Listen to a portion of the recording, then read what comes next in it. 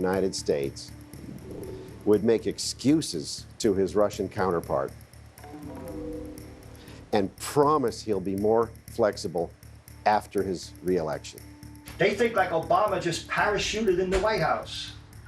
Obama is like the surfer riding the perfect wave.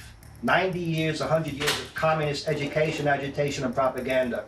Obama just harvested that. President Obama's deep ties to radicals like Hawaiian communist Frank Marshall Davis, the pro-Soviet Chicago politician Alice Palmer, former Weather Underground terrorist leaders Bill Ayers and Bernardine Dawn, and the Marxist pastor Reverend Jeremiah Wright, not God bless America, God damn America, are well documented.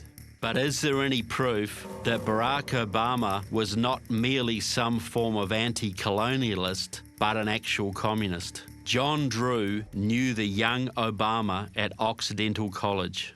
I met Barack Obama through Caroline Boss, a long-term girlfriend for about 2 years. She was definitely a hardcore Marxist revolutionary. Barack Obama drove up to the Boss's house with his friend Hassan Chandu. And I knew Hassan Chandu from the earlier anti-apartheid movement, but Barack Obama was a complete stranger to me. He was very tall, very dignified. He was dressed really well, like a GQ model. Caroline, while we were standing outside waiting for Chandu and Obama to come into the house, had told me that Obama and Chandu were with us, meaning that they were part of our radical, revolutionary, Marxist-Leninist cohort. So they were in our secret club, basically. And we were smoking cigarettes, having a good time. They were talking about how there was going to be a revolution and how the revolution was inevitable. So I thought, well, this is my opportunity to enlighten these three young people that they were wrong to anticipate a violent revolution, and that there were better ways now to bring about socialism that were more practical. And Barack Obama was furious. He looked at Caroline Boss, and I still remember these words all these years later. He said, "That is crazy." He was almost demeaning me and demeaning my intellectual contribution by saying that everything he had read from Francis Fanon, who was a third world revolutionary, was completely against what I was saying. And so that's where I started making the case empirically. You know, look at what happened in France. Look at what happened in Germany. Look at what happened in England. None of these places have had revolutions. But I could see with Barack Obama that he was listening and that he was absorbing my arguments. You were debating with Obama not to tell him that socialism was not the goal or communism was not the goal, but a violent revolution wasn't the way to achieve it. What do you think Obama got out of that debate? The way to achieve socialism was through working within the Democratic Party and pulling it further and further towards the left. There is another enemy working hand in hand with the communists to destroy your country from within. We call it the Red-Green Axis, an alliance of neo-communists and Islamic militants united by their hatred of Israel and America. It was the communists who created the radical Islam. The Muslim Brotherhood learned at the feet of the KGB. Most of the Muslim terrorists think they're fighting for Allah, but the ones who trained them know better. Back in the time of the Soviet Union even, there were concerted efforts on the part of the Kremlin and the KGB to reach out across the world to recruits. And they attended Patrice Lumumba University in Moscow. We used to call it KGB Tech. The Supreme Leader, Ali Khamenei, did attend and graduate from Patrice Lumumba University in Moscow. The relationship with the KGB formed at that time when he was a student there continues to this day. And if anybody wonders why the Iranian regime is so cushy with Putin and why Putin backs them so strongly, it's because this relationship is a close and a continuing one that goes back all those years. Muslims condemn terrorism, Muslims condemn ISIS, what they're doing in my name is wrong. There are significant numbers of American Muslims and European Muslims who actually do support the terrorists. Even if it's a small proportion, 10 to 15%, that's still hundreds of thousands of people living in Europe, living in America. How is America supposed to guard against this terrorist element? All of us need to sit down on a table and talk and find out the solutions. If you push somebody, it's not the solution. We need to sit down and have a dialogue. There are Muslims, there are Christians, there are Jews who are intolerant, and we need to work with them. But there are no Jewish suicide bombers. There are no Buddhist suicide bombers. There are no Christian suicide bombers. Not in America. Nowhere in the world are they. The leading Islamic threat to America comes through the Muslim Brotherhood. Under various crackdowns from the Egyptian government, the Muslim Brothers fled Egypt and went elsewhere. And it is when they went elsewhere that they got this training, this connection with the Soviets, in particular in training camps, terror training camps in places like Lebanon. And virtually every single Sunni Islamic terror group in the world today, you can trace their origins back to the granddaddy of them all, and that is the Muslim Brotherhood. Hamas is the Palestinian branch of the Muslim Brotherhood. Al-Qaeda was formed from groups that originally were part of the Muslim Brotherhood. The Islamic State is an outgrowth of Al-Qaeda in Iraq. Not long after 9/11, the FBI raided a house in Annandale, Virginia, that had a sub-basement in which federal agents discovered the archives of the North American Muslim Brotherhood. One of those documents was what we call now the explanatory memorandum. And it's very useful because it lays out in quite clear terms exactly what the Brotherhood wants to do to America. And it says, the Ikhwan must understand that their work in America is a kind of grand jihad to destroy and eliminate the Western civilization from within and sabotage its miserable house by their hands and the hands of the believers, so that God's religion is made victorious over all other religions. But then, the bonus is the final page of the document. One of them included a list of some of the Muslim Brotherhood's most prominent front organizations and controlled organizations in the US and Canada, written by the Brotherhood itself, so it wasn't an outside critic writing about this. And it says at the top, our organizations and the organizations of our friends. How helpful was that? This was sort of the Rosetta Stone that allowed us to decode who is under the control of the Muslim Brotherhood versus who is simply someone whose views might coincide out of religious freedom or Muslim rights or something like that. And on that list are many of these major Muslim organizations in America today, mainstream Muslim organizations. And we know, as evidence in the Holy Land Foundation trial, that these are Muslim Brotherhood front groups. That 5 individuals affiliated with this organization called the Holy Land Foundation were convicted on 105 counts of direct support to Hamas, somewhere between $12 and $60 million worth of support. There were other organizations affiliated across the country known as unindicted co-conspirators at the time, who are still in operation today. Today's most openly political Muslim Brotherhood front group is the Council on American Islamic Relations. CAIR's longtime executive director is Nihad Awad. Once a supporter of the pro-communist Palestine Liberation Organization, Nihad Awad now supports the officially designated terrorist group Hamas. I used to support the PLO, and I used to be the president of the General Union for Science Students, which is part of the PLO here in the United States. But after I researched the situation inside Palestine and outside, I'm in support of the Hamas movement. President George W. Bush, after the attacks up in the great big Islamic center of Northwest Washington, D.C. on Massachusetts Avenue, and he is in this big, beautiful mosque talking about how Islam is a religion of peace. Islam is peace.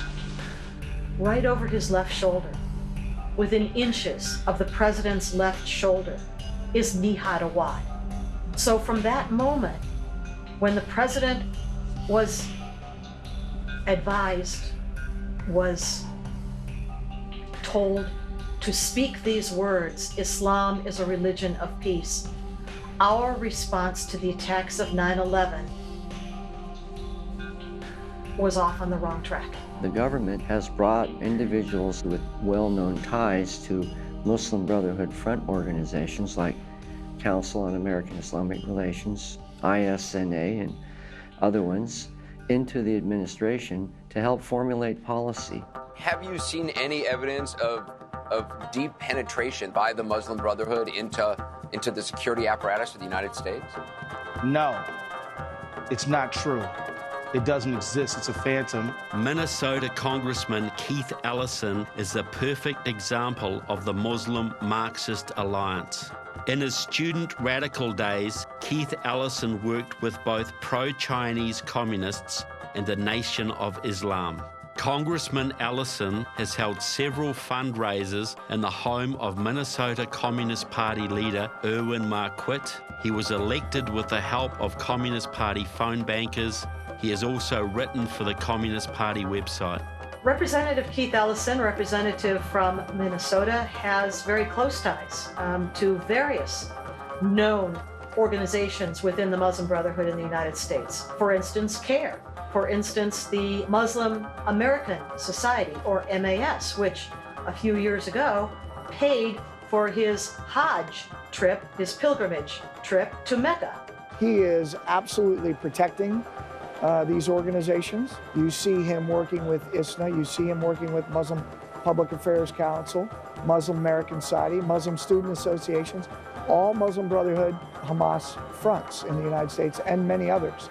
And you see him not only protecting them, advocating for them through both use of his seat in Congress as well as pushing for agendas and legislation that would allow for what these terrorist jihadi organizations want.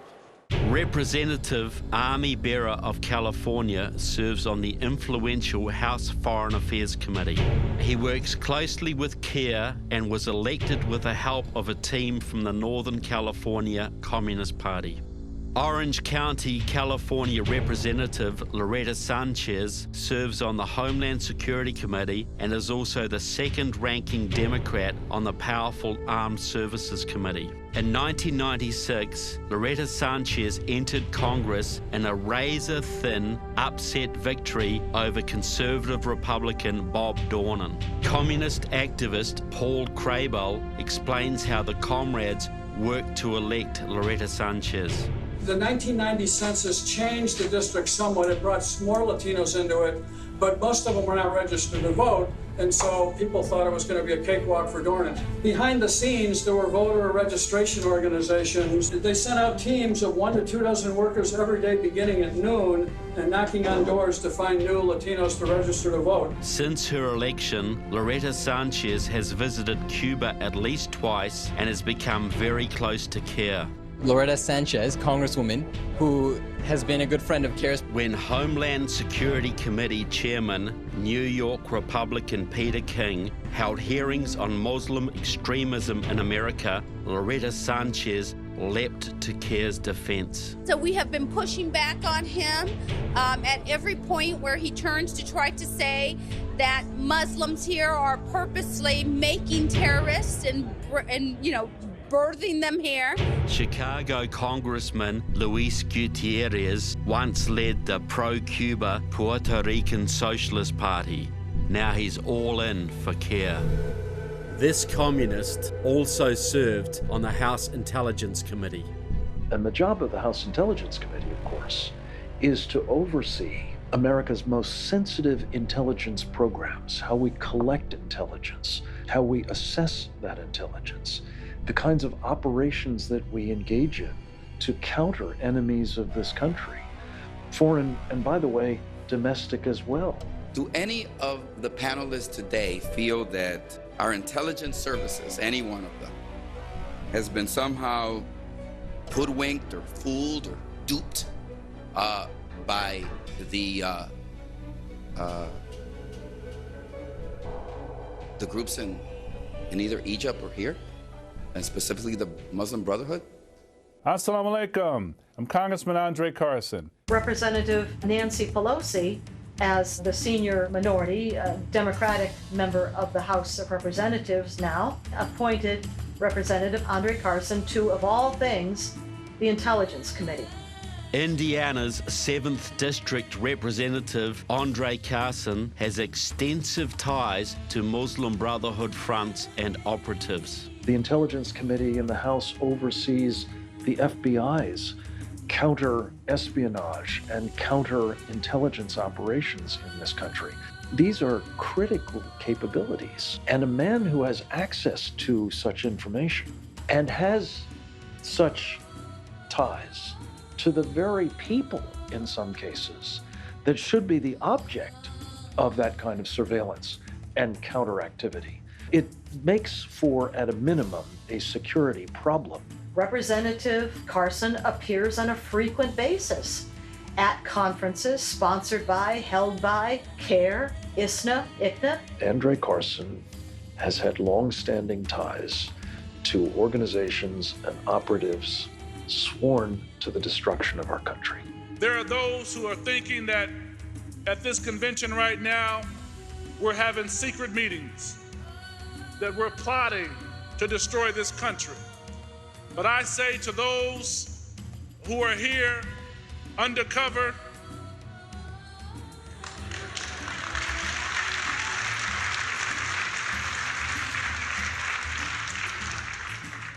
Allah will not allow you to stop us. One of the things that we have learned is that the Muslim Brotherhood is intent on destroying Western civilization from within.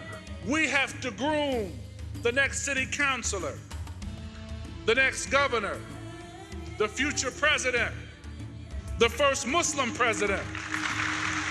With his known self-identified background in association with Marxists and with jihadist Muslim Brotherhood groups and individuals, one cannot imagine how such a person would have a clearance of any level, much less a clearance to serve on the Intelligence Committee of the U.S. House of Representatives. Perhaps an even more important target to America's enemies is the House Judiciary Committee. This is the body that oversees the Federal Bureau of Investigation and sets its budget and priorities. Luis Gutierrez serves on this committee. So does longtime Democratic Socialists of America ally Jerry Nadler of New York. Then there's Judy Chu from California, a friend of CARE, a longtime affiliate of the Maoist Communist Workers' Party and Communist China's best friend in Congress. But the most concerning of all is Senior Judiciary Committee Democrat John Conyers of Michigan. Back to his early days in Congress, he was a complete supporter of the Communist Party. In 1975, John Conyers participated along with a number of other congressmen, Don Edwards and Charlie Rangel, at a World Peace Conference meeting here in Washington, including on the Hill. And the World Peace Council was a Soviet front operated by the KGB and the International Affairs Department of the Communist Party of the Soviet Union. The Communist Party, as we knew it, the old one, began to disintegrate because of gentrification and a challenge by the Democratic Socialists in the early 1980s. So a lot of people who had been hardcore party front supporters migrated to the DSA, which is more of a mass political organization as opposed to a hardcore Stalinist party. A few years later, he's one of the #1 defenders in Congress of all these different Muslim Brotherhood front organizations. Which kind of Muslim Brotherhood fronts has he been involved with? Council on American Islamic Relations would be the first and foremost. So you would call John Conyers one of the biggest apologists for the Muslim Brotherhood in Congress? At minimum, yes. Several Republican congressmen are working to officially designate the Muslim Brotherhood as a terrorist organization. H.R. 3892 simply asks the State Department to do what it should have done long ago: recognize the Muslim Brotherhood as a foreign terrorist organization that threatens the United States. Since we already know that the Muslim Brotherhood is the parent of Hamas, and that these organizations are overtly supporting Hamas and other like-minded organizations around the world, then we should shut those organizations down.